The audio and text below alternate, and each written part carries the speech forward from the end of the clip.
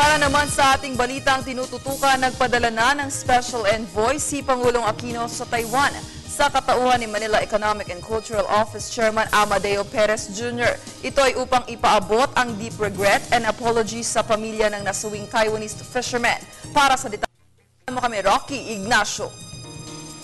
Nagpaabot na ng formal na pakikiramay at paumanhin si Pangulong Aquino at taong bayan sa pamilya ng mangingisdang si Mr. Hong Shi-shen at sa mamamayan ng Taiwan. Inatasan ng Pangulo si Manila Economic and Cultural Office Chairman Amadeo Perez bilang personal representative upang ipaabot ang naturang mensahe matapos ang May 9 incident. Kasalukuyan ng nasa Taipei si Ambassador Perez.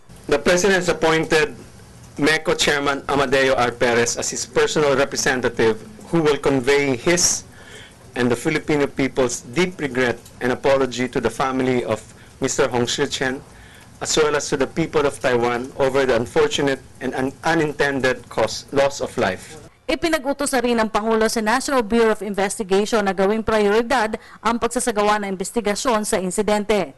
Upon orders from the President, the National Bureau of Investigation has already started the investigation and is committed to a thorough, exhaustive, impartial, and expeditious investigation of the incident. The NBI has given this case the highest priority.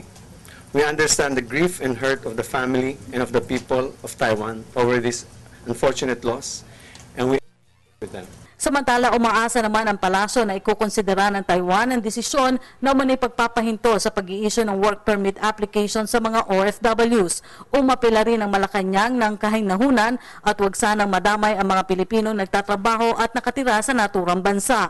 Kaugnay ito sa report na umano'y maltreatment sa mga Pilipino doon. Yung sa maltreatment, we're confirming or validating from MECO. But ang pakiusap lang natin siguro, huwag sanang we appeal to the people of Taiwan, if the reports are true, that not to involve our Filipino nationals there. We appeal for calm. We appeal for sobriety on this unfortunate incident. Huwag sanang let us not involve our Filipino compatriots there. They're there working, and they're there working for an honest living. So we ask them for not to involve our Filipino citizens. Samantala, nakatakda naman makipagkita ang personal representative ng Pangulo sa pamilya ni Mr. Hong Shi-shen bukas. Para sa Telebisyon ng Bayan, Rocky Ignacio.